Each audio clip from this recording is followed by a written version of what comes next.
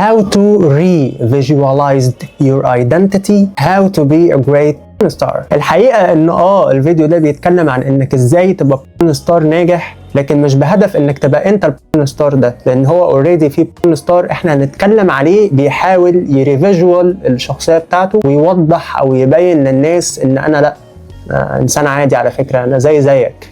البورن ستار ده بني ادم جامد، يعني يخليك بورن ستار. في الحقيقه هو الفيديو ده يعني انا مش كاتب له سكريبت، يعني انا طالع كده اتكلم ونرغي مع بعض يعني، فاتمنى ان انا ما اطولش وان انا اقدر اوصل اللي انا عاوز اقوله من جوايا. من فتره كده مش بعيده لقيت ان وانا بسرش على اليوتيوب في كده فيديو شفته بالصدفه، يعني ظهر لي كده من ضمن الفيديوهات الكتيره قوي ده بنشوفها كل يوم وانت قاعد بتشوف التشانل بتاعتك، مثلا بتتابع شويه اناليسيز او بتتفرج عامه على اليوتيوب او بتسكرولنج في السوشيال ميديا اوفرول. لقيت فيديو كده الواحد يعني بيقول ماي نيو جيرل فريند، وظاهر كده يعني ان هو فيديو عادي وطبيعي مفيش اي حاجه، يعني ماي نيو جيرل فريند عادي، يعني ايه؟ كل واحد مننا لما بيجي بيصاحب يعني ان كان في حد معبرك اصلا، ولا فاكر ان انت موجود، ولا مدرك انك عايش. يعني لما الواحد بيصاحب كده يعني بينزل فيديو على اليوتيوب بيقول ماي نيو جيرل فريند، معروف. المهم انتابني الفضول، يعني قلت اما نشوف بقى حياه الناس المرتبطه دي يعني.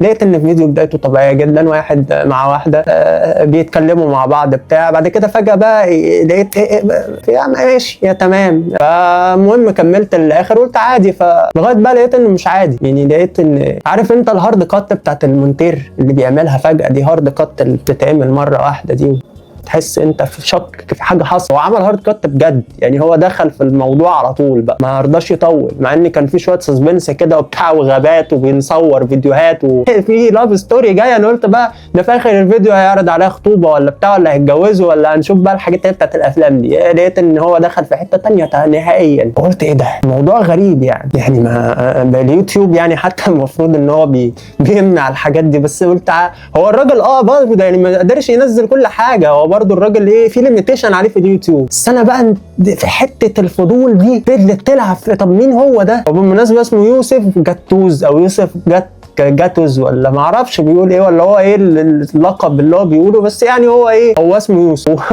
وفي اقاويل اخرى يعني بيلقبوه بملك العرب واسد العرب ومدمر المهم انتابني الفضول ان انا اسرش على استاذ يوسف. واللي بالمناسبه بنوه تاني ان الحلقه دي انا كنت بفكر جديا ان انا ما اعملهاش، لان هو ستار، هو ممثل يعني من الاخر. لو انت عاوز تروح للسكه دي يا صاحبي روح سرش واتفرج على يوسف وعيش، يعني انت ربنا خلق لك دماغ وعارف الصح والغلط فين. انا ربنا يعلم ان هدف الفيديو ده توعوي وبوعي الناس اللي ما تعرفش يوسف، واللي عارفه يوسف واللي عارفه يوسف.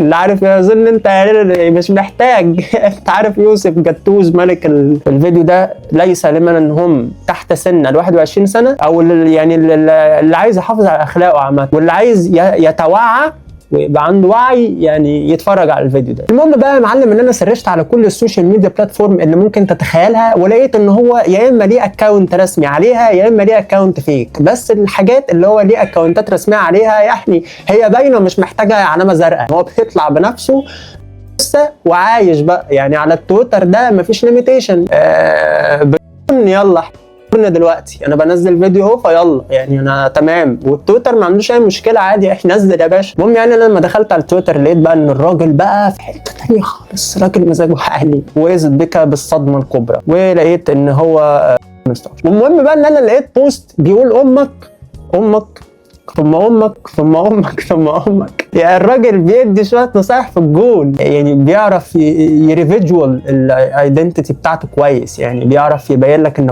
ستار ده شخص جامد. عرفت ان هو ستار ولقيت ان هو بينزل فيديوهات وبشكل علني. والراجل بقى بيعمل ايه؟ يعني بيعمل نوع من انواع الدعايه كده، بان هو بينزل فيديو مثلا مدته دقيقه او 30 ثانيه، يعني تشويق كده اللي هو بيجر ريقك وعامل منشن للشخص اللي هو عامل معاه الفيلم، ويلا وبيديك بقى اللينك مثلا بتاع الموقع اللي الله اعلم بقى هو بيعمل عليه، بحيث ان هو يوديك على الفول موفي اللي هو عامله. يعني اللهم احفظنا وبعدنا يا رب وثبتنا عن الجري ورا الشهوات في الشكل ده. الراجل ده بقى لقيت ان هو من وسط البوستس الكتير جدا اللي بيعمل فيها افلام وافلام هي ان هو بينصحك بان انت تبقى مقرب لاهلك، بار بوالديك، ان انت تبقى انسان ناجح في الحياه، ان انت تهتم بصحتك وتروح الجيم، ان انت تاكل اكل صحي. الراجل بيديك كم نصايح مش طبيعيه في ان انت ازاي تبقى بني ادم ناجح. ومشكله ان اللي هو بيتكلم فيه ده هو فعلا من اساسيات ومقومات النجاح في الحياه. يعني انت مثلا لو عايز تحافظ على صحتك لازم تروح الجيم، لو انت عاوز ربنا يرضى عنك انت لازم تبقى بر بوالديك، بس ما تبقاش بر بوالديك وتبقى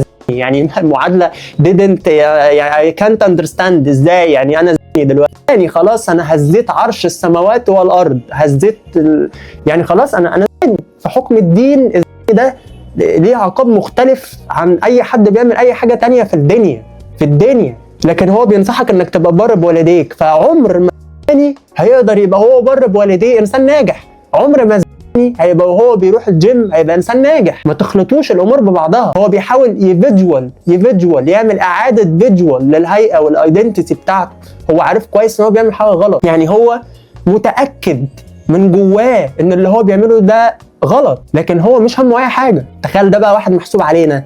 المهم ان هو بيلعب على الحته دي كويس قوي، وهنا هو بيتارجت فئتين مهمين جدا جدا. اول فئه هي فئه الناس اللي ما تعرفش مين يوسف، الاطفال والشباب والناس اللي بتطلع على السوشيال ميديا لاول مره، وممكن كانوا ينصدموا باي فيديو، او مش ممكن، هم فعلا هينصدموا باي فيديو من الفيديوهات اللي هو بينزلها، زي ما انا بالظبط انصدمت بفيديو من فيديوهاته كده.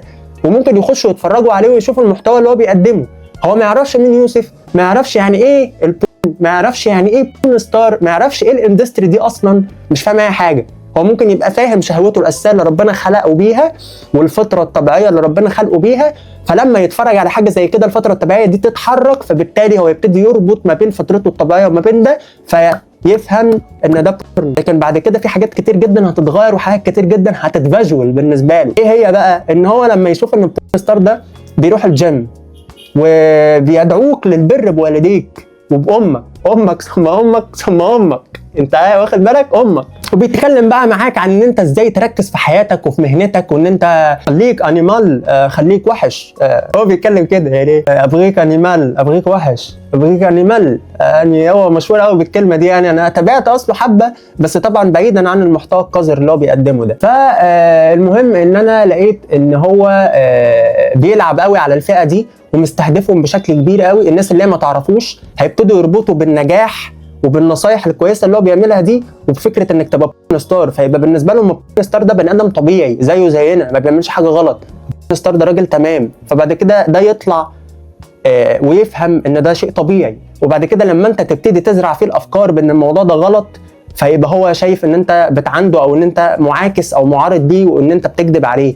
ففي حاجتين هنا مهمين لازم تعملهم. ان انت الاول لازم تزرع في ابنك او في بنتك ان الكلام ده غلط، لان هم بيتعرضوا لحاجات كتير جدا عكس ده. تاني حاجه ان انت تفعل دور الرقابه الابويه علشان تبقى واخد بالك من تصرفاته واللي هو بيعمله. تاني بقى فئه هو بيستهدفها، الفئه اللي عارفه اوريدي مين يوسف، وبيحاول يقنعهم ان يا جماعه معلش لو انتوا شايفيني وحش فانا والله انا بنصحك انك تبر بامك، انا بروح الجيم، انا ناجح في حياتي. فبيحاول يحسن صورته. وللاسف انت لو فعلا دخلت على كل الفيديوهات اللي هو بينزلها على السوشيال ميديا بلاتفورم بتاعته هتلاقيه بيحاول ان هو يتارجت برضه الفئه دي، اللي هي الناس اللي عارفاه اوريدي، اللي هي الناس اللي عارفه مين كنية هذا الشخص الغريب. على فكره هي بقت لايف ستايل دلوقتي ان كل الناس اللي بتعمل العمل الغريب بتاعه ده من الاخر هم بيحاولوا ان هم يفجولوا او يعملوا اعاده كرييشن كده للايدنتيتي بتاعتهم، وان انا يا جماعه شخص بس انا كويس جدا وبروح الجيم وبره بامي، الكلام اللي احنا قلناه ده، واربط الاثنين ببعض جوه عقلك، فبالتالي عقلك يوصل له فكره معينه في الجزء اللاواعي منه ويبتدي يجبر عليه ويترعرع عليه، وبشكل ما في وقت معين وفي لحظه معينه وانت مش مدرك ابنك هيتصرف التصرف ده. وفجأة طول ما هو بيتعرض للمواد دي يجي بعد كده وهو عنده 15 16 سنة يقول لك يا بابا انا خارج مع صاحبي اعزمه على ديت وبتاع اصلي ناوي اخطبه. انت هتلاقي كده عادي وانت مش هتقدر تفتح بقك. ما هو انت مربيه على ديزني ومربيه على يوسف جتوزيا، فانت مستني يطلع دكتور بني ادم طبيعي؟ اكيد لا. يعني لازم يطلع هتلاقيه بقى بيحب سلاحف، بيحب رجاله زيه، وبيحب اي حاجه. فبس ايه يعني خلوا بالكم يا جماعه من يوسف بتوز. هو يبان انه انسان من الوهله الاولى وانت بتشوفه وما تعرفوش انه كويس، عشان كده بحاول اقول لك خد بالك، لان هي الفيرست امبريشن كده اللي هتشوفه ليه ان هو شخص عادي جدا وايه يعني وبتاع وكويس وجميل، وشخص بيدعوك لعمل حاجات كتير جدا صح في الحياه، وبعد كده هتنجرف للسكه بتاعته بقى لما تعرف هو بيعمل ايه وتشوف كل البلاتفورم بتاعته وتشوف ايه نوعيه الكونتنت اللي بيقدمها، هبتدي تنكذب وراه. حافظوا على اولادكم وطلعوا جيل بالله عليكم يكون كويس، لان قسما بالله الكومنتات اللي عند يوسف كلها اللي عارفين ان ده معجبين بيه. انا مش فاهم ده ازاي يعني، انا ما اعرفش وانا اللي بقيت غلط ولا انا اللي بقى فيها حاجه غلط ولا الناس وصلت لايه ولا احنا بقينا فين بالظبط من الحياه. ده بني ادم بيعامل المرأة على انها آلة، بيعامل المرأة على انها أداة فقط للشهوة ليس الا، يعني هو شايفك شيء مادي ملوش اي قيمه بعد لما ده ما يحصل، يعني هو خلاص اخد ده، فانت بالنسبه له حته ورقه هتترمي في الزباله. اتمنى الحلقه تكون عجبتك. ان كنت مهتم انك تتابع كل ما هو غريب وتعرف كل ما هو جديد على كوكب الارض، ما تنساش تعمل لي سبسكرايب. سلام.